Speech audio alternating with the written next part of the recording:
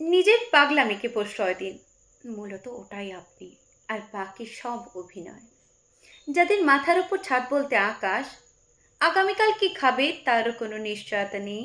যাদের কাছে পূর্ণিমার চাঁদ ঝলসানো রুটি, খারাপ থাকাটা যাদের কাছে নিত্য সঙ্গী, তারাও দিন শেষে হাসে। অথচ আমাদের প্রতিদিনের রোজগার, মাথার উপর কংক্রিটের ছাদ, অর্থ থাকা সত্ত্বেও 19-20 হলেই ডিপ্রেশনে চলে যায়, টেনশন করি, অবসাদে ভুগি।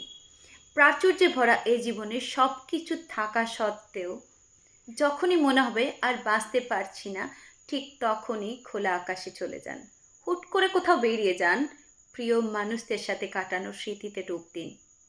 নাচ গান আঁকা, যা ভালো লাগে, মোদ্দা কথা যা করতে ইচ্ছা যায় তাই করুন। দেখবেন নিজের অজান্তেই মনের গুমোট ভাব উধাও হয়ে যাবে। প্রশান্তির এক হিমেল শীতল হাওয়া মনের মধ্যে স্থায়ীভাবে গেঁথে যাবে।